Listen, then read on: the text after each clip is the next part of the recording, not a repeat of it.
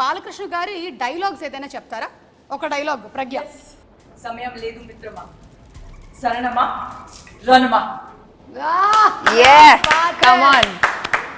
ఆ గండ్ర గొడ్డలను ఒకసారి అక్కడ ఇవ్వండి.